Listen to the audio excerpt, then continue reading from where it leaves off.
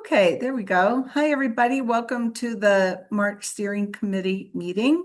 Thank you all for joining. I am Lou Raiders, your current chair, and we have kind of a packed agenda. So we'll dive right in unless anybody, although Meredith just told us before I hit record that there was some information that PNC was going to be selling its site up on First and Garfield. So sort of a pin in it to kind of watch for that in the future, and we will do so. So first of all, I'd like to just remind everybody that the minutes of the last meeting are on the YouTube. Basically, we record these, and then of course you have all the agenda. So if there's any particular topic that you would like to review with your communities, just go to the YouTube and you'll be able to find it there.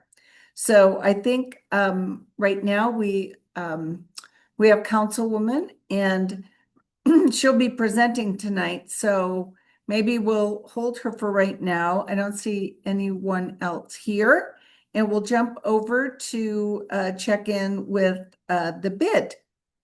Richard. All right. Well, good evening, everybody. Just a few updates for the community. Fillmore between First and Second is back open. We just replaced the safety bollards that were recessed in the ground. The old ones were frozen in place. So it'll give us a little additional pedestrian safety as we host events out there. The 201 Fillmore project, which is everybody's been watching that come up out of the ground, is going into tenant finish. So they're starting to turn over levels for the tenant finish contractor to come in, and that will be one tenant for all the office space. And then we will have the Henry and the Hank on the first floor of that building. 250 Clayton is set to break ground. So we are knee deep in working through the notification list on that project to get to the GC to make sure he's communicating to everyone. Short of that, we are really looking through our landscape plan for this year with the watering restrictions, making a decision on what we can do in the neighborhood. We know we're going to have to go in and replace some turf because it's just this winter decimated everything with it being so dry. We've never come out of winter needing the amount of remediation that we need now. So we're trying to pat that out and be working with Denver Water and our contractor to see how we're going to accomplish our goals there. That would be our update. Wow, there's a lot to unpack there. I imagine it is a challenge. Is there any possibility that that the bid will not do its normal plantings or waterings? Yeah, I can't answer that today. I think it's really a conversation between our vendor, Pat and Denver Water. We'll dig into it. The current restrictions, I think we will be okay. And there is a adjustment for facilities of our size where we don't get tied into the days. It's more about the amount of water you use, targeting that 20% reduction. We've had great success. Our vendor is very hands-on with the irrigation. They see a plant that looks dry, we adjust it. So we're pathing that out, Lou. The goal is, we have a very large investment in landscaping. We certainly don't want to lose any of that. We want the neighborhood to look beautiful. We have to be responsible, with the water situation. So we're going to path it out and provide the best product we can. Yeah. Well, thank you for that. I know all of us are facing the same thing as we start talking to our landscapers and consider what we're going to do. Yeah. It's flowers. It's just an amazing thing that people do in this area. So it will be sad to see some of that change, but maybe Well, it's our flowers that are, I'm going to say, are the ones that we hand water. We don't get water from Denver Water for those, I believe. They kind of come in the water truck. So that might not be applicable to us. I'm not sure. We're pathing all that out. Because if oh we bring a wow. water truck in, we do a lot of hand watering with a water truck. So that could play to our favor, but it really is about doing the responsible thing at the end of the day, because it's a real issue. Short of that, busy with construction, as everybody knows. A lot going on in the neighborhood, and we just saw plans for Third and St. Paul come through Design Advisory Board. So we saw the massing for that building kind of come through, and we are just anticipating more and more projects to come down the pipe. And so we're doing the best we can with this mitigation of the construction impacts and trying to really have some conversations with the city about the construction parking in the neighborhoods right now and what we're seeing. We know it's an issue for everybody. We're seeing it. I'm getting communication from neighbors. The city is not able to enforce their parking plans right now. So we are trying to path out solutions to that. Well, thank you for that, Richard. I think, would it be, one of the things I thought about doing was bringing someone in to talk about how maybe what we're looking at in terms of if people want to come in and start doing xeriscape in their properties and get rid of their sod. I don't know if anybody saw the news the other night, but there are several communities, including Castle Rock, where you cannot put sod anymore. So, and there are some really beautiful rock substitutions where you can plant a lot of different ground covers and so on. So I think more people are going to be thinking about that as we try to maybe back off some of that use and try to be more eco-friendly. So would that be of interest if we can get some of the combination of maybe the city forestry folks on trees and some landscaping? That anybody find that interesting that we can try to bring to the group?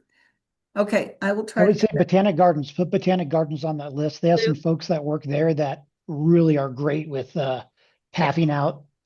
They've done some great projects and they're really water wise when they think it through. Terrific. Councilwoman? That's exactly what I was going to say.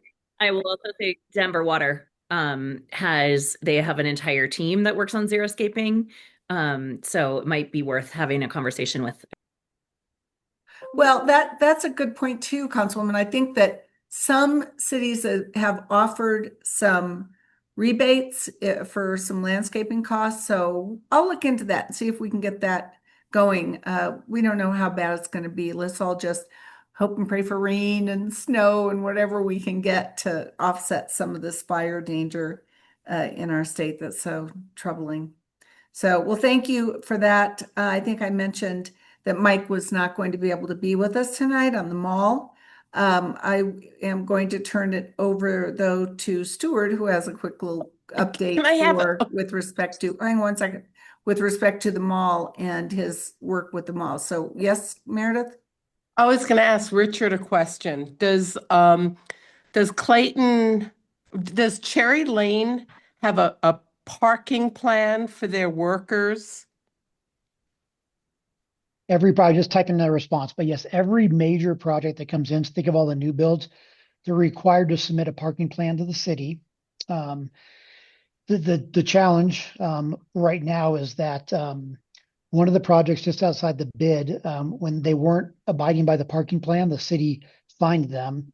They went through, hired legal counsel, and they in essence fought the fine. And at the end of the day, the way the rules were codified in the city, is my understanding, is not enforceable at this time. So I think they're trying to path out a solution to be able to have we have to have a stick to make people do something sometimes. And right now they don't have one. So we're seeing just an increase in that construction parking, and they're not really able to do anything about it unless it's in one of the permitted spaces in the neighborhood that has the timing and you need a permit. They will enforce that. But if it's open parking, they're limited in how they can enforce that right now. Because I think, I don't know if it's changed, but there are rumors that I've heard that it's flowed over to Cherry Creek South Drive before Cherry Creek West was being developed and you could walk through. People discovered that closer to University, they were seeing it park up. So I was just kind of curious about that. But I hear what you're saying. Okay, thank you. Yep. You're welcome. Thanks, Meredith. Stuart? Yes, just a reminder, our event is on April 21st. We will have an excellent speaker. David Zipper will be with us, and I think you'll appreciate his thoughts and ideas. He's both a futurist and a pragmatic individual. I like the two together. So I think it will be great. And any of you who are a member of this committee, you can attend for free. Simply enter under the promo code CCSC, Cherry Creek Steering Committee, and you can get a free attendance. Just a couple of other quick announcements.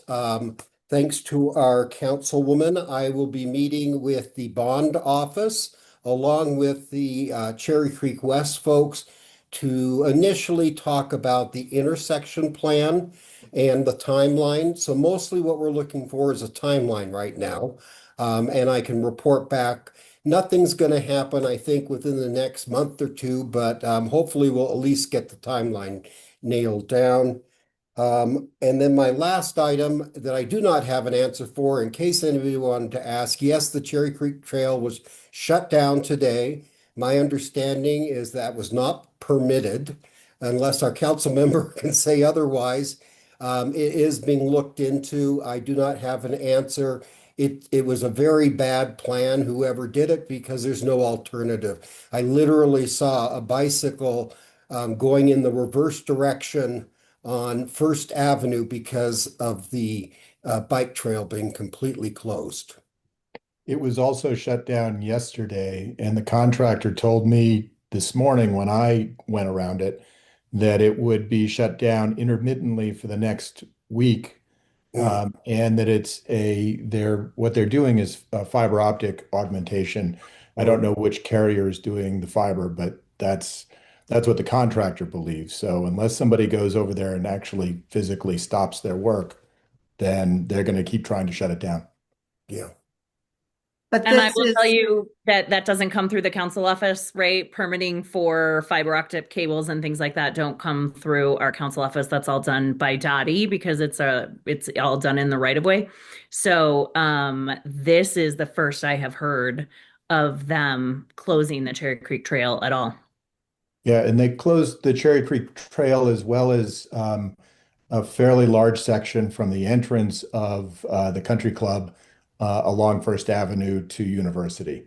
So they closed one lane and then the pork chop turn lane as well, which caused a huge backup this morning. But yeah, it's a problem because they have no signage other than just closed. They don't give you an idea of detour. And as we discussed last time with Cherry Creek West building out, there's no alternative to cross the street at University and then go down University. And then with what is it? Clayton is also closed. So the cut through that my wife ended up doing yesterday was to go all the way back around the mall on the east side of the mall. So Okay. it's a problem. Is there any phone number at Dottie that I could call? No, 311. Okay. it's the timing is unfortunate because I'm sure that people are going to look and say, well, that's because of Cherry Creek West because Right. they just broke ground, but it's not. It doesn't sound like. But it also didn't sound like it would be. It was intermittent closing for, did you say a week, Rob? The contractor said they thought they'd be there for roughly a week. Yeah. Okay. So fingers crossed. It'll only be intermittent. It would be nice if they would put something out, like if you have questions, call this contractor, so people are not assuming the worst on that. But Right. Yeah, or if they could simply put directions on how to detour around it for bikes. Yeah. I Yeah. mean, once you've done it once, it's pretty obvious, but yesterday they had it blocked off right where you came up from that underpass by the river, or by the creek. So at that point, you've got to double back and go all the way to the other side of the mall. Yes, they need to post a detour sign, but we're looking into it as well. Yeah, we'll reach out to them and just request that they post detours and let people know. But yeah, unfortunately, I mean, they have to, if someone has filed a permit request and they have granted it, they have to let the work be done, but they Right. should be doing it well. And it doesn't sound like they are. No, Typically, and our the inspector amount, is really good on those traffic control plans, making sure they're laid out right. We have a really good inspector in this Yeah, area, so he's awesome. I would be really surprised if they're doing what the inspector approved because he would look at the bike lane. Mhm. yeah, and Yeah. the amount of work that they were doing did not seem to constitute closing both a lane on First as well as the sidewalk. So, yeah, they're just pulling fiber through existing conduit. Okay. Well, we'll reach out and see what's going on. Thank you. And then if you just want to share it with the steering committee, just by reply to all councilmen, or if you want to send it to me, I'll send it out, whatever is the best for you. Okay. Okay, thanks very much. And Stuart, did you want to just, I know that you reported to Transportation Solutions Board that the mall Oh, had, yes. yeah, so I'd like to just at least give them a little cred because the mall, as many of you know, has changed hands. Yes. It is no longer Taubman, it's with the Simon Group. And so Stuart? Just in brief, Simons has a very different philosophy about engaging with the community. As a result, they canceled their membership in our organization and indicated that they felt that their tax dollars were covering everything that was needed within the community. They had no desire really to work beyond that. We had a very frank and blunt discussion about that, as well as providing an explanation of this committee, which, as you all know, was formed because of the shopping center and in particular to look at the traffic and such. After a healthy discussion, they agreed to join and the check arrived, and they are willing to work with us on community transportation related issues. So a success. And that's thanks to Mike. And Mike's not here, but Mike really put up a good fight. He really did. Um, he wanted it. So Well, that's really good news. Thank you for fighting the good fight and pulling in all the contacts you have, Stuart. So who could say no to Stuart? Really? Nobody. my So, kids do. well, yeah, they're teenagers. Yes. So, okay, so with that, I would like to thank Councilwoman for coming on along with Connor. They're going to talk a little bit about the survey results. And I do have it on my system, but Connor or Councilwoman or both, I can make you a co-host if you'd like to share. Who's driving? Connor's driving. Got it. But yeah, as he gets the presentation pulled up, I will just let you know a couple of other updates that are going on. We are, as Stuart said, working to try and bring together all of the different stakeholders with the bond team to talk about First and University, and you're going to see why in just one second. If there are any crazy things like what happened with the bike lane closure, just feel free to give us a call or shoot us an email because we can help. We can figure out what's going on with our Dottie right-of-way inspector, but we have to know about it first. So if you can let us know, that would be fantastic so that we can look into it a little bit more. Things that are going on around the city council right now, we are looking at the ALPR contract. That's the license plate reader contract. We have walked away from Flock. We are working with a contract company that we already have multiple contracts with. It's Axon. They do like our body worn cameras and our tasers and things like that. They also have an ALPR technology. So that would be who we contract with moving forward. It is not clear that that is going to pass city council. And I am very concerned because of course, we all think civil liberties are important. And of course, we all want the right balance between civil liberties and community safety. The challenge is that advocacy groups have gotten involved. They're running council members and logic has left the room. So my ask of you all would be to email Denver City Council and tell them that it is important that we have a balance between civil liberties and community safety and that you support the ALPR contract moving forward because it is not clear right now that it is going to pass. And if it does, it's going to be very close. And so, you know, the council members who I think really need to hear from you are Councilmember Cashman, Council Member Alvidrez, Council Member Hines, Council President Sandoval, and just sort of, you know, just let them know how you feel about it. Because I think that they're all sort of just still considering what their path forward is. We will vote on it on Tuesday night. So Monday is Si Se Puede Day. We have renamed Cesar Chavez Day. We will not be celebrating Cesar Chavez moving forward. But it is, I think, really important that they hear from everyday residents in the community because all council is hearing from now are advocacy groups and people who don't even live in Denver, but who are, on the socials and the websites and just cutting and pasting and sending, sending emails to city council members. So I think it's really important that they hear from normal people who live in the community that this is important to us, and that it's important that there be a balance. So that is my ask of you guys. We are also looking at the VO contract to get held up in committee.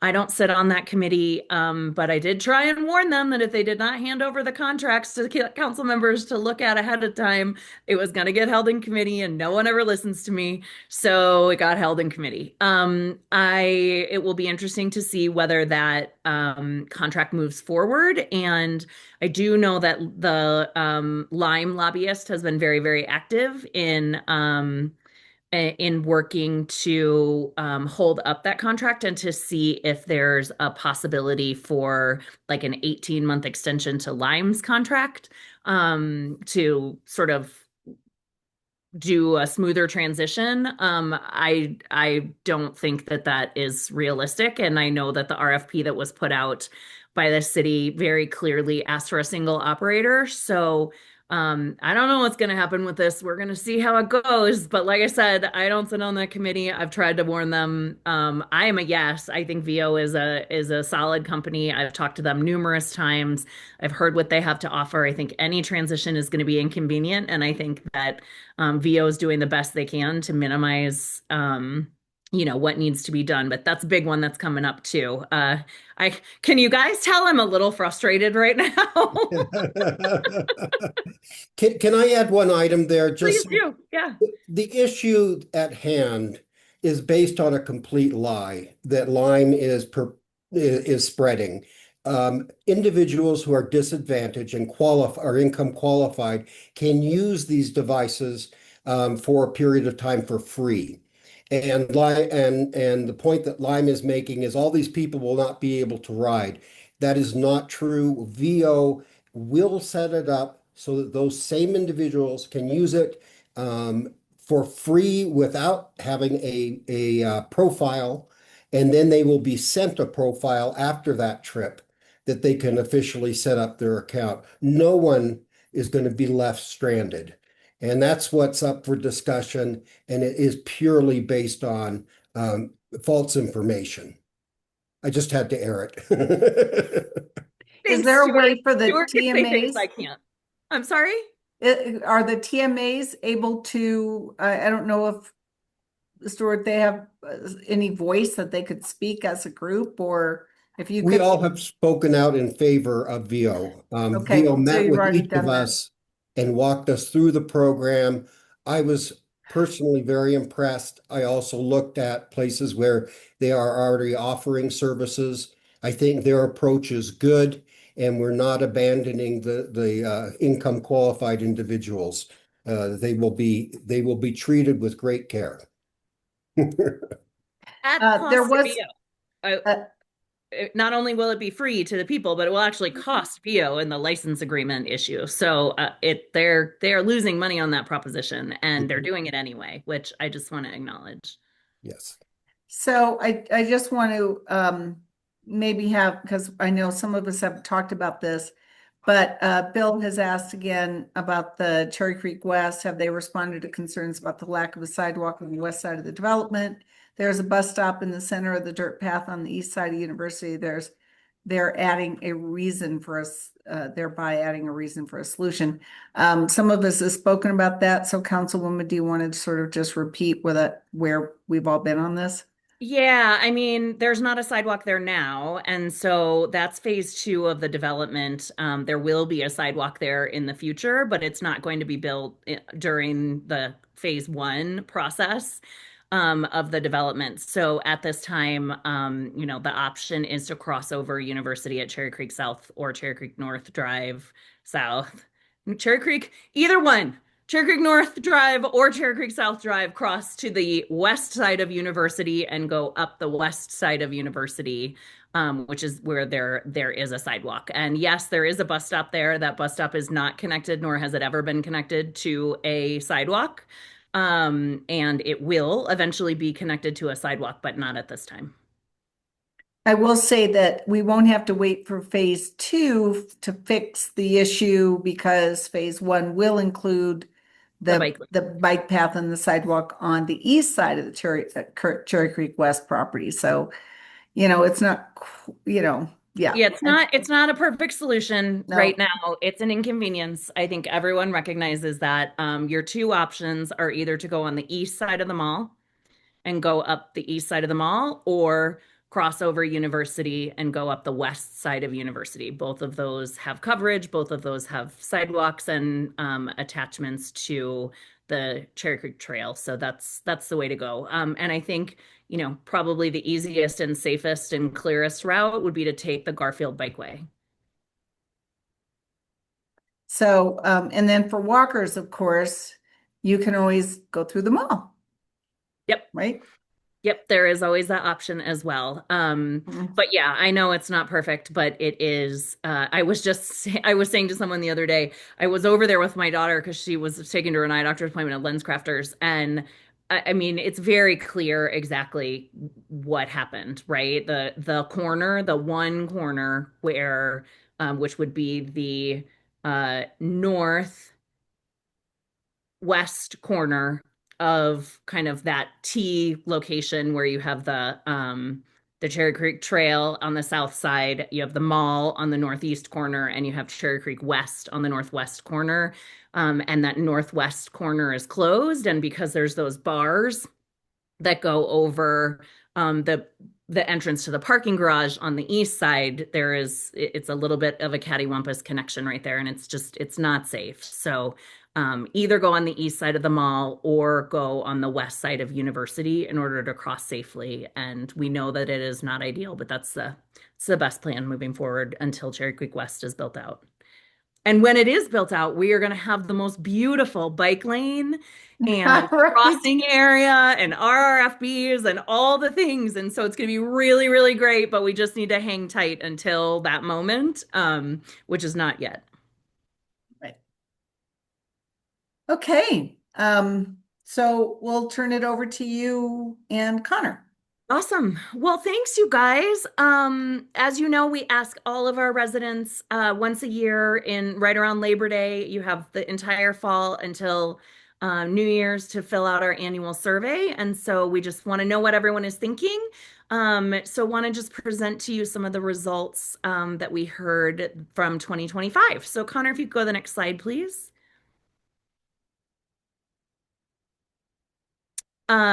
So just some, survey overview, general information. It's for the 2025 year. It aims to identify key issues from you all so that we know what we need to be advocating for and taking a look at. 1,370 people responded. We actually had more responses than that, but some responses were kicked out as duplicate responses or people who said that they do not live in District 5. There is a resident outside of District 5 who is always very, very angry that he does not get to share his opinion. And my response to that is this is for the residents of District 5. And just so you all are aware, from the Cherry Creek Statistical Neighborhood, there were 224 respondents. So unfortunately, that means we can't really give you statistically valid information as it breaks down between Cherry Creek East and Cherry Creek North. We would love to, but the margin of error is just so large between with only that number of respondents that we just can't do that. So I can tell you what District 5 residents think with 95% confidence in a 2.4% margin of error. The margin of error is a little bit higher for the confidence level with only 224 respondents from the Cherry Creek Statistical Neighborhood, but just flagging all of this background for you as we go through. So next slide, please. So just so you can see the breakdown of the response within Cherry Creek, we discovered this during the General Improvement District conversations. We have some residents who identify as living in Cherry Creek, like the Cherry Creek area at all. We have some who identify as living in Cherry Creek East, and we have some who identify as living in Cherry Creek North. So we thought we would try and split it up that way, as you can see, the kind of general Cherry Creek responses are not statistically valid at all. The Cherry Creek East responses are statistically valid, but with a very wide margin of error. The Cherry Creek North responses are statistically valid and within that 2.4%. So this was the response breakdown. The majority, vast majority came from Cherry Creek North. Next slide, please.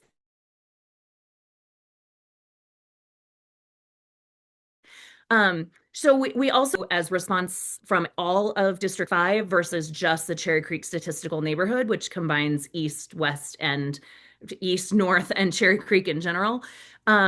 So you can see that for most of it tracks pretty closely. The two kind of outliers are development, which is not a surprise to anyone based on the amount of development that's happening in Cherry Creek North right now, and then the effects of climate change. Everything else was pretty much on par with the rest of the residents of District 5. And then wanted to just show you kind of Cherry Creek statistical neighborhood last year versus Cherry Creek statistical neighborhood this year to see where things have changed. And very interestingly, what we saw is that crime and safety has become less of an issue, less of a concern for the residents by a little bit. But cost of living concerns have gone up significantly and development concerns have gone up. So I think, concerns about some of these other things have sort of stayed on par. The other one that was a pretty large jump between 2024 and 2025 was climate change. And I don't think that that comes as much of a surprise to anyone either, given the fact that, even before we had the winter that wasn't in the kind of October, November, December timeframe, there also wasn't winter when there normally is. So I think people were really starting to think about that even as far back as last fall. But in general, crime and safety and traffic mobility infrastructure are the two biggest concerns, and then development is third. So intersections of concern, this is why I said I would mention First and University again. The vast majority of Cherry Creek respondents flagged the intersection of First and University as their area of biggest concern. That is the number one intersection. So I'm really excited that we have almost $5 million in the Vibrant Denver bonds to focus on that intersection. It will be important to dovetail that with Cherry Creek West and with the proposed bike lane along First between University and Downing. So as Stuart mentioned earlier, we will be having those conversations and open up lines of communication there to make sure that the people in charge are doing all the things and talking to all the right people. But it is very interesting, as we know from as far back as the Denver Moves Cherry Creek conversation, the two biggest intersections of concern in the entire Cherry Creek statistical neighborhoods is First and University and First and Steel. Next slide, please. Then we try and dig down a little bit more since, we're told regularly that the community's number one concern is crime. We want to ask more about why, what crimes, right? And so this slide kind of tells you what our residents are thinking in Cherry Creek as it comes to the types of crimes. And again, I don't think that there is a huge surprise here. Porch theft and has always been an issue and always continues to be an issue. I think after last year, burglary was on the forefront of a lot of people's minds after some very high profile crimes that happened in the Cherry Creek North neighborhood. And so I will just point out that ALPR cameras solved those crimes, but moving right along, it's not a surprise to us at all that was the second largest area of concern for residents. And then theft from vehicle and street racing, which I know street racing was a topic of discussion at the last Cherry Creek Steering Committee meeting. And it is something that our police department works really hard on.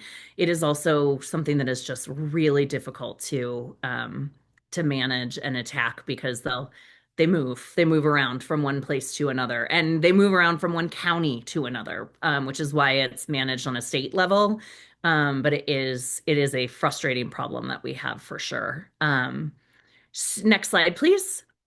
So then we ask about parks and what you all think of our parks and what your biggest concerns are. I think what was very, very interesting for the responses from Cherry Creek residents is that we have a three-way tie for second place. So overall maintenance, tree trimming, lawn mowing, all of those different kinds of things is the number one issue. And then we had a three-way tie between off-leash dog enforcement, restrooms, and trash receptacles. What I think is very interesting about this is that we have clear information here that residents of Cherry Creek are concerned about making sure that off-leash dogs are in, the rule against off-leash dogs is enforced in our parks in Cherry Creek.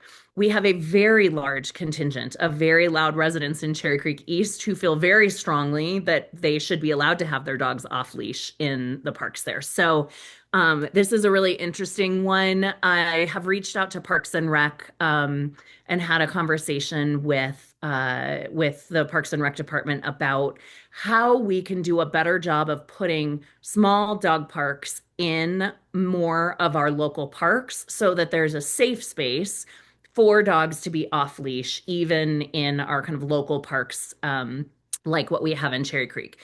The answer is that Parks and Rec has rules and regs that govern where dog parks can go, how big they need to be, and how they need to be kind of separated from everything else.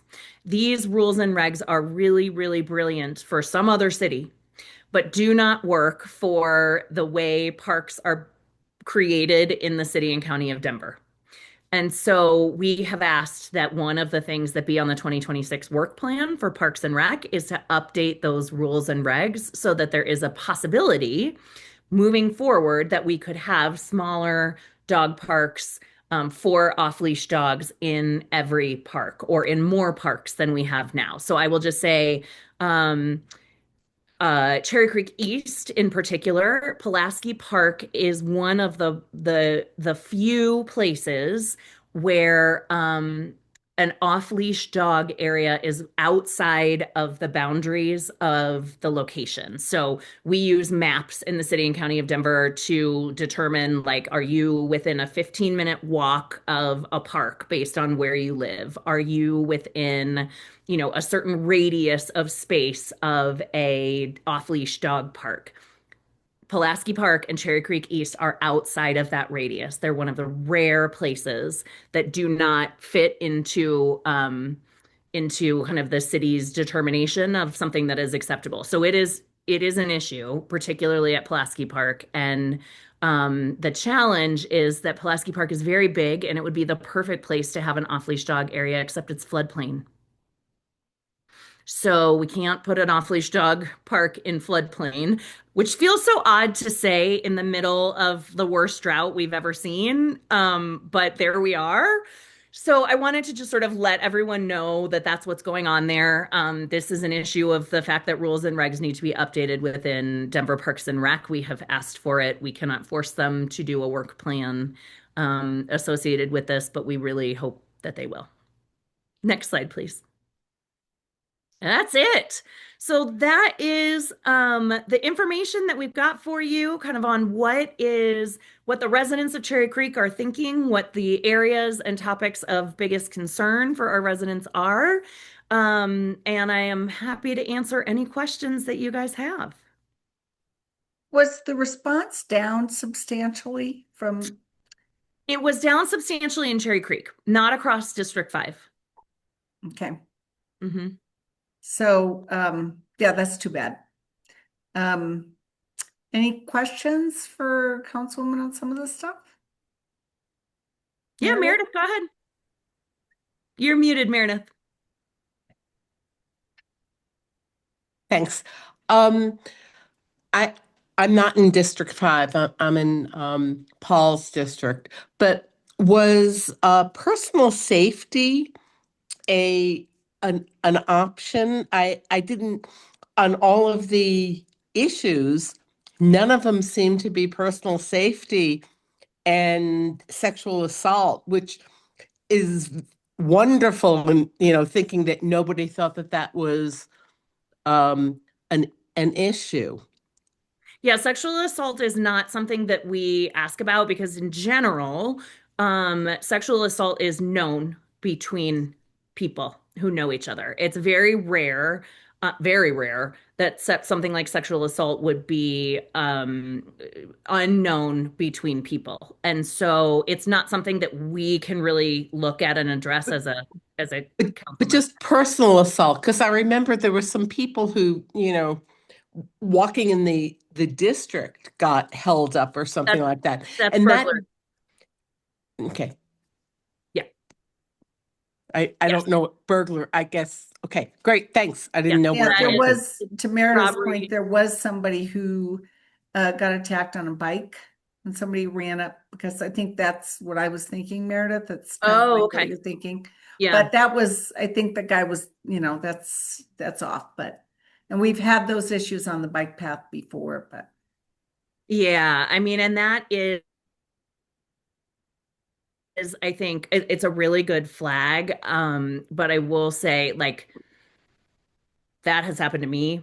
It happened to me while I was leaving office hours at Windsor Gardens about a year and a half ago. Someone was having an absolute mental break in the middle of Alameda and like ran over to my car door and tried to open it while I was at the stoplight at Alameda and Clinton. So it happens, right? It is very rare. It is very random. The things that we are looking for that we're trying to address in our survey are things that we can work with our police department to sort of see if there are options for how to do things differently to address those challenges or things that we can address legislatively. What about panhandling and Panhandling is a protected First Amendment right under the Constitution. juggling? Yeah. Is that a safety issue when they juggle on? And maybe Richard has something to say about that. I thought it was discussed last year. We passed it out with DPD. There's nothing they can do about it. No, you make- They're not going to enforce tickets and for that. Right. Other questions?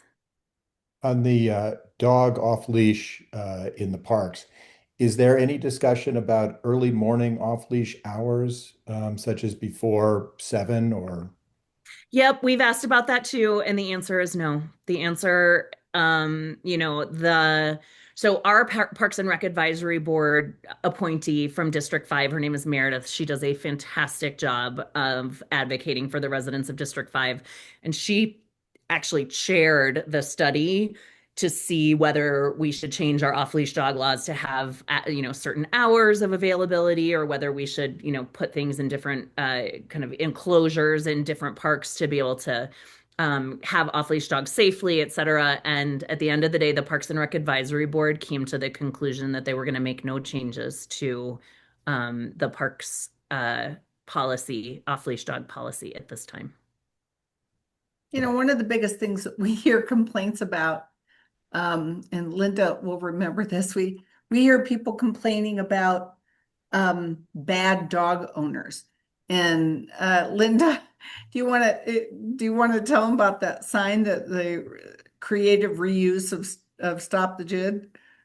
Yeah, it was interesting that they took the JID sign and then just reframed it about the behavior of the humans at fault, not with the dogs. I can't remember the exact words, Lou, That's but hilarious. it was so funny. Yeah, stop bad dog owners. Pick up your dog's doo-doo or something. Yeah, I mean, let me tell you what, it's a problem all over District 5, and we have so many dog owners within the city and county of Denver because dogs are adorable and wonderful and cute and all the things. And yeah, it is a real challenge to have people be respectful of other people with their animals. I will just say, please, people, stop lifting the dogs into the raised planters with all the nice landscaping to go to the bathroom. That's where I draw the line and say something to the pedestrians. I'm like, you don't have to lift your dog in there. Go find an appropriate spot. It's the humans. It's the humans.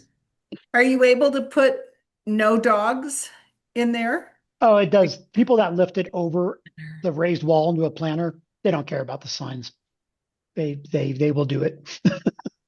We put them up in areas, and we're actually installed like the relief stations as we're doing landscaping. We're putting relief stations in, try and steer people there, but it's People will be people. And dogs will be dogs. Dogs will be dogs.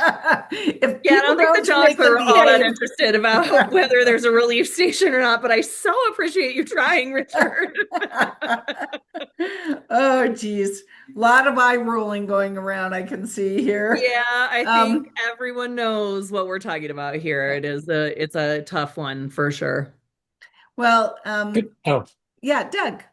yeah, I was just going to just reemphasize the issue about street racing. I really think this is an issue is rising and sort of like a bullet. And maybe it's because you survey during cold weather and then it's not at the top of people's minds. But I know that's in our neighborhood, at least, that's what everybody talks about when they get together on the street.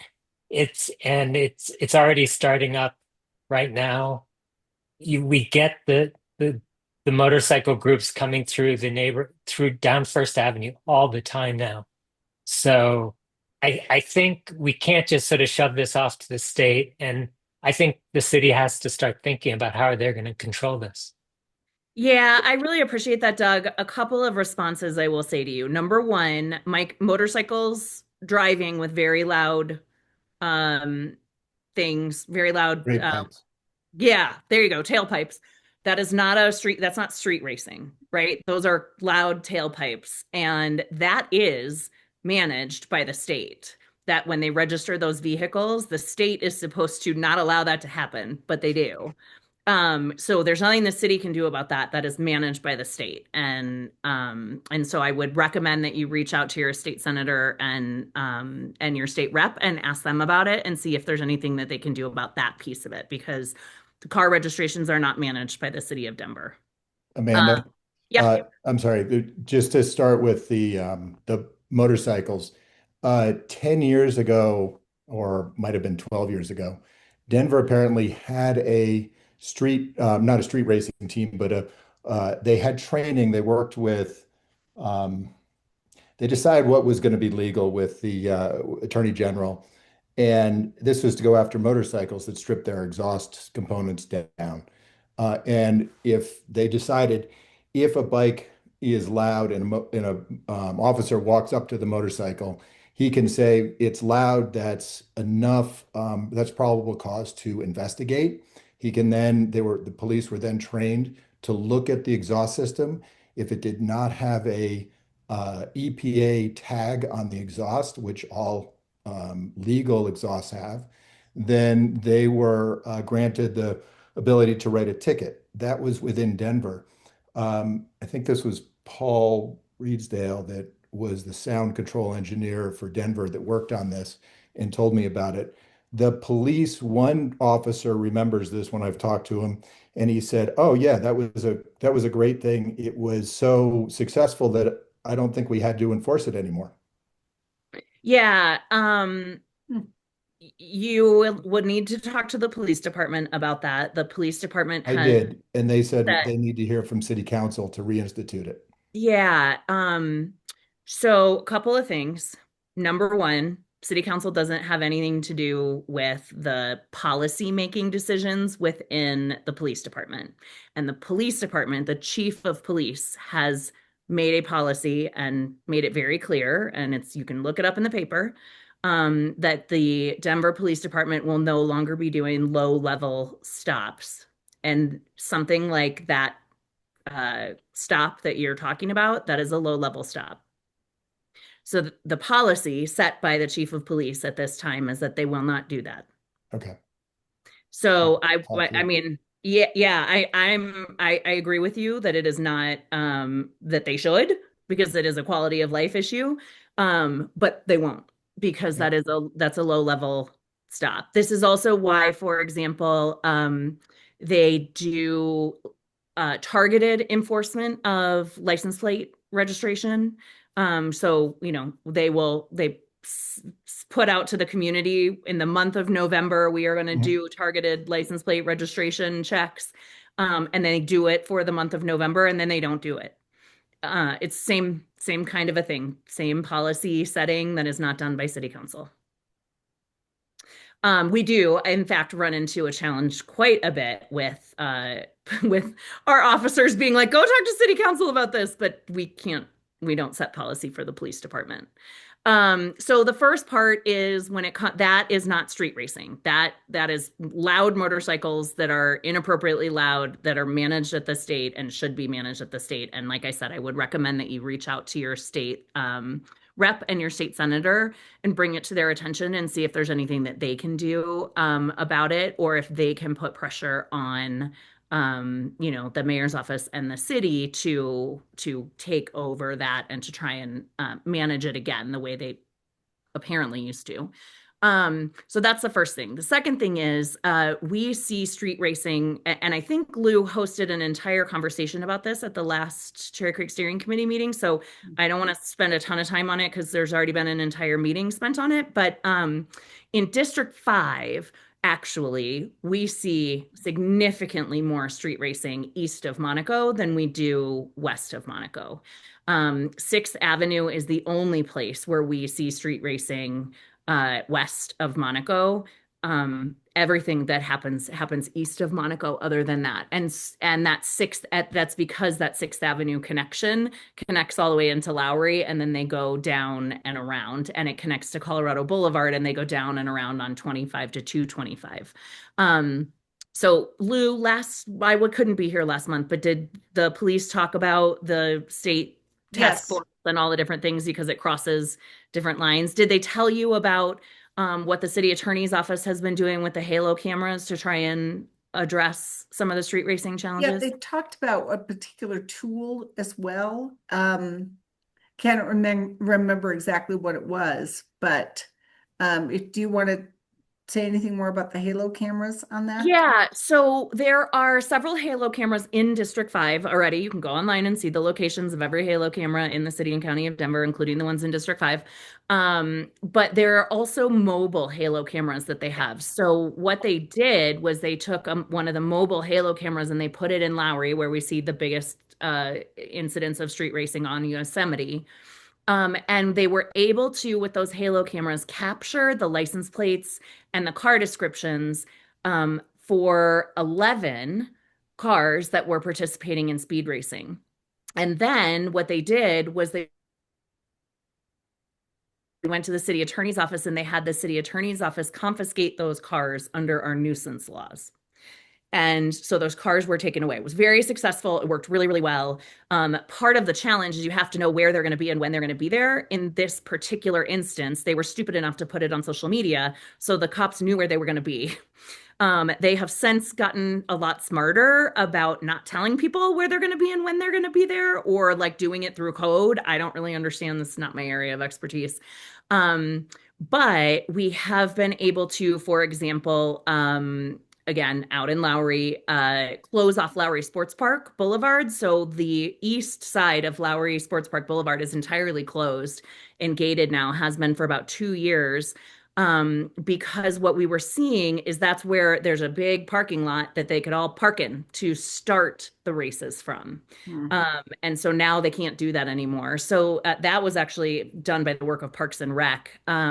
So there are like incremental little things that we can do, but they're not going to stop street racing, and our officers are not allowed to chase. And so because it's incredibly dangerous to chase people who are engaged in street racing, and raises the stakes instead of de-escalating them. So they have been working with this, when they know where they're going to be, working with the Halo cameras and the city attorney's office to enforce that way.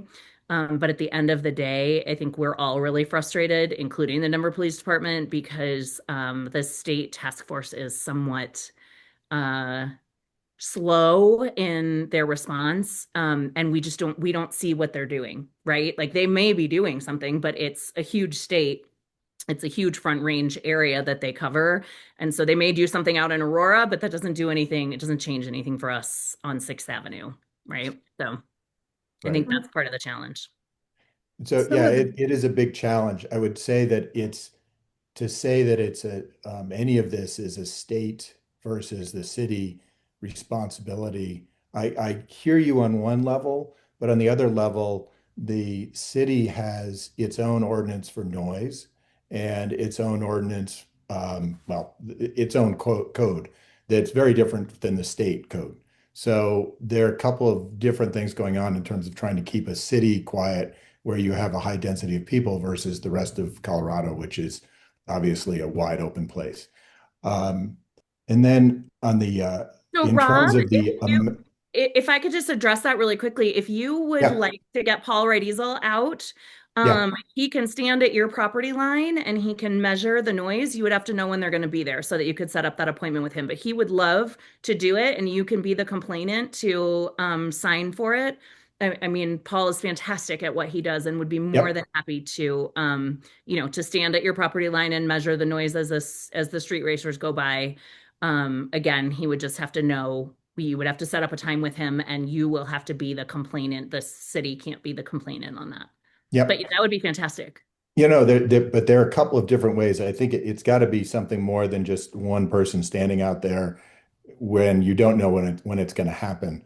I mean, I've got my windows closed right now because the a couple of motorcycles pass and it's too loud for me to talk and anybody to hear. So, but also last in our last meeting when we did talk about street racing, it was I think 2 nights after that we had street racing going on Spear and First, and they did at least 3 laps on Spear. I don't know how many blocks they went down, but they would go down Spear towards downtown, go over the creek, come back, then go back around. So they passed my house 3 or 4 times. After they passed twice, I called police and tried to get hold of street racing, but at that point it was 10 o'clock at night, and there's nobody on duty that can do anything. I know that it's Wait, street hold on. Before racing. you move on, I just want to stop you right there. Call Yeah, 911. Street racing is an emergency in progress. Call I 911. call They and I will did. they I did. will transfer you if they need to, depending on the I severity did. and number I of the called other calls 911. that are coming through. But yeah, okay, good. Yeah, make sure you And call 911. their response was, is anybody injured? Is anybody is there a current crime going on? And I said, yes, it's street racing. And their response was, well, if there's nobody that's you can identify as being threatened. I said, well, every pedestrian on Spear is. And they said, we can't do anything about it. Yeah, so it may have been, I don't know what night that was, and I don't know what else was going on that night, but 911 is our 911 operators, which are not the police. Yep. Do not, they have a series of questions that they ask, that they're trained to ask, and based on the responses that you give them, they make the determination of kind of what is deployed in response to that, or they will move to no deployment and and send you to the police non-emergency line for a report. The other Yep. thing you can do is go to reportstreetracing.com. Did you do that night as well? I did not know. Okay, in the future, if you can, that would be fantastic. The website is reportstreetracing.com. Okay. And that is connects to the state task force because if again, same thing with like the Right. Cherry Creek Trail being cut off. If you guys don't let us know, we don't know about it. If you don't let them know, they don't know about it. So that would be a Yep. huge help as well. Okay. And my last question is on, you were talking about the Halo cameras being effective in identifying a few cars that were racing. Do they have a component that identifies the speed? Is it a No, speed camera? No, it is not a speed camera and it does just not record noise. It only records video. okay. All right. I had talked to you a while ago about these sound cameras that essentially Mhm. are a speed camera, but it records sound and then puts that sound pinpoint on the video going across. So I'm going to try and make another effort to see if we can get a trial going of that. And I know Yeah, there'll be pushback on I don't more think you're gonna get monitoring. that. No, I know there'll be pushback on more monitoring, but I mean, the city council a couple of years ago approved another $5 million for ShotSpotter. ShotSpotter has potentially a 90% false positive rate. We can't hear anything, Rob. A 90% false positive rate because cars are going by and they're backfiring. So it's a pretty, I know Yeah, that it's a lot of mixed So signal. here's the thing. I want to be really careful. That is a piece of false information, and I do not want to share or spread false information in these conversations. The shot spotter technology is very different from other technologies, Yep. first of all. Second of all, it is absolutely false that they have a 90% false positive rate. Number three, that was a different city council that approved that contract than the one that sits today. So Okay. there are a lot of different things kind of with that statement that I think we need to just take a step back on and make sure that we're sharing correct information all the time. I will pull the study from Chicago that has that information and give it to you. So I think that, the challenge with these sound cameras, as you described them to me and we talked about, is the same challenge we're having with ALPR. It's the same challenge. If you guys think that this group is not going after Halo cameras next, you have another thing coming. They're going to try and get rid of those next. They've already started in the conversations that are happening, and ShotSpotter too. So the goal of these advocacy organizations is to remove all of these kinds of tools from the toolbox when it comes to enforcement from our police department. And that is incredibly concerning for a district where I can say with 95% confidence and a 2.4% margin of error, the number one concern of District 5 residents is community safety. And so I think that, it is time to play defense. Yep. Unfortunately, we don't have enough time to really go back to our constituent organizations to get authorization to send, a letter on behalf of the steering committee on this particular issue. But if any of the organizations feels like they want to do that for the other city council folks, please do. Yeah, And or so, send it in your individual capacity. I mean, I think truly it is about normal everyday residents and what is going on with us. okay. Great. I will say one other thing. We have a resident in Cherry Creek North that lives right on Josephine who's very vocal about sound. Mhm. It's not so much street racing, but it's sound. And sometimes we walk our dogs together. We just happen to be in the same place, and a car started up and it was extremely loud, really loud. And he took out his camera and he was going to take a picture. And this young woman got out of the car and she said, "Is there a problem? Excuse me." And he said, "Her car is really loud." And she said, "Oh, somebody stole my catalytic converter and I don't have the money to get it fixed." And it literally broke my heart. Yeah. Because some of these times, some things happen to people that we all kind of make assumptions. How dare you? Your car is so loud. And here we are in Cherry Creek, and she's probably here to work, and she can't afford to get her car fixed, and somebody has stolen her converter, and that's what happens then. It's really loud. Very So, loud. Yep. so sometimes I think just a little bit of, make sure we separate the street racing and some of the intentional loud cars and the trucks that have those big stacks and blow the coal rolling, I think they call it. And that there's some intentional Look stuff. at you, Lou. Fast five, I girl. know, right? And, but sometimes there are those situations where, we live in a time right now where a lot of people are really struggling financially, and heck, just to buy gas, right? So it's just, I think you got to look at this kind of full circle sometimes and try to weed out those who are really intentionally causing these problems, like the racers and others that may not. But couple of other things I really want to say thank you for coming. I'm really sorry that the numbers were down. I think we need to have everybody in the community aware that we're all here and the council office here to solve problems at a time when it's really tough to solve problems for anybody in the position of authority like you, Councilwoman. I mean, just keep hitting dead ends with a lot of this stuff. It's a tough time right now. And so I think it is good if you want to spread out the word in the community about this particular issue, to have people try to, you said it was Hines, Cashman, Sandoval. Who were the other sort of, Alvarez.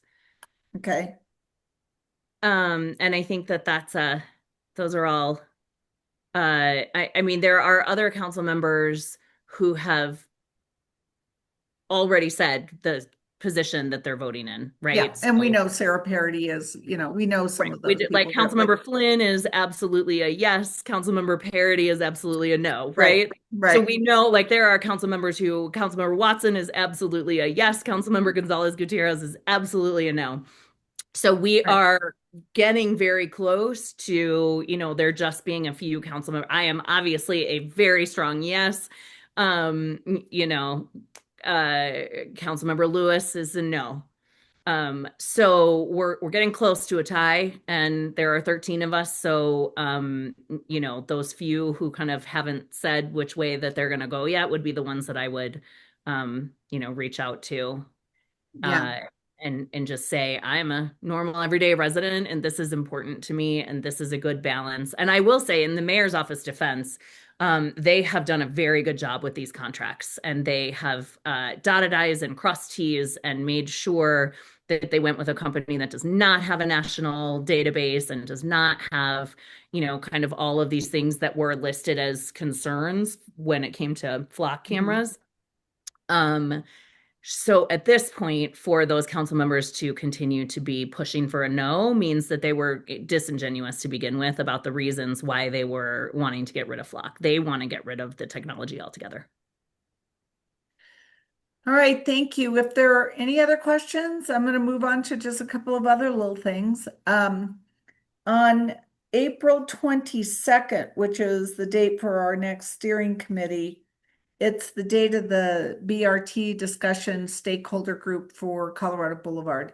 So I would like to, and many of the people on the steering committee are also involved in watching over that or on that stakeholder group. So I'm just going to put a suggestion, or would folks be okay to move that steering committee meeting either a week up or a week after? So it would be the 15th or the 29th of April. Thoughts? Any one better than the other? So why don't we go ahead and just move it to the 15th then, a week ahead of time? And if anybody has particular thoughts, I'll try to get, if this changes and I could get somebody for the 29th to talk about the landscaping issues, etc., Xeriscape, then, but not the 15th, then I'll email everybody, but I'll know that it sounds pretty much okay if I do it either one, but we'll shoot for the 15th. Does that sound okay, everybody? Yeah, somebody will be there from the bid. Okay, great. So I wanted to give a quick update on the Colorado 150. I know Linda was at the meeting the other day. I was not able to make it, but we are still looking at June 25th. I think there are some real interesting things that are coalescing around that event for looking back at the 150 years of Cherry Creek. I did run into somebody the other day whose house is a very old house in Cherry Creek, and she said, "Oh yeah, my house was once occupied by the head of the Denver Klan." And I'm like, "Really? Do you have that documented? I would love to know."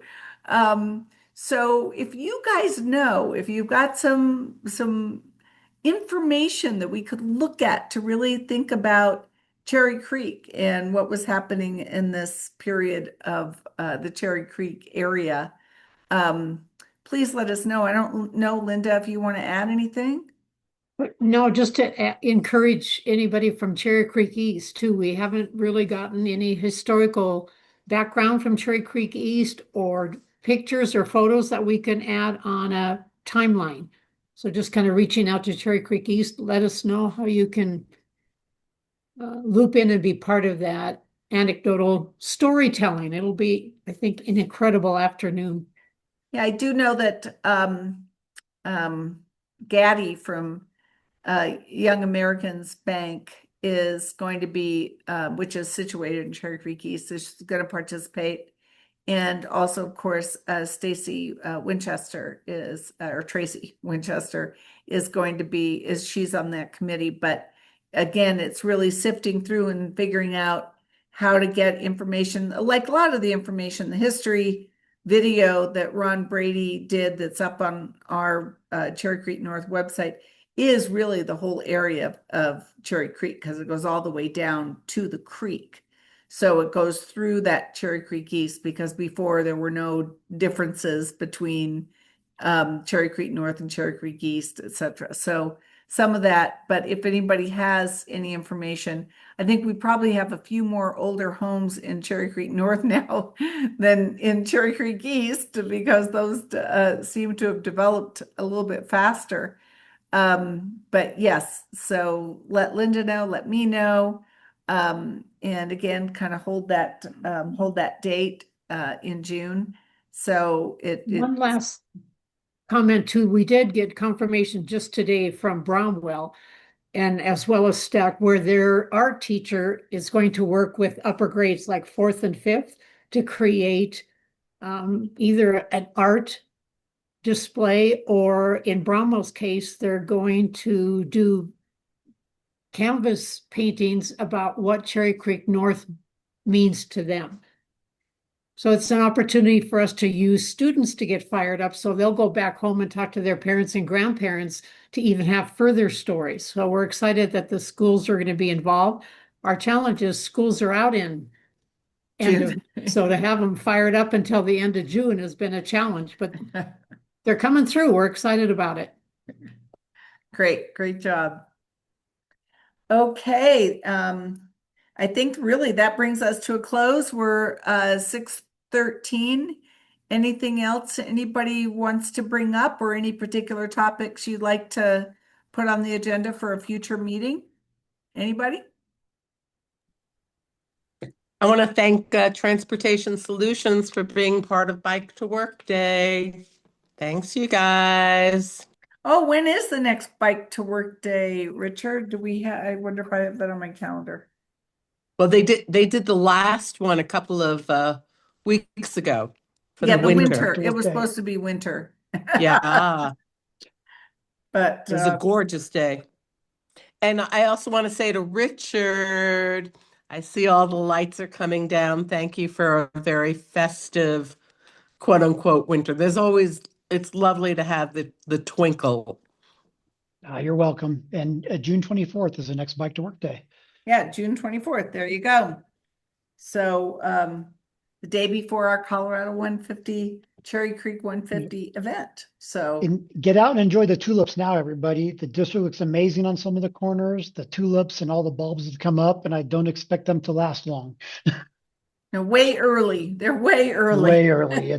Everything's early. I know. Yeah. But okay, well, keep fighting the good fight, everyone. Thank you all so very much, Councilwoman and Connor. Thank you again. And we'll sign off.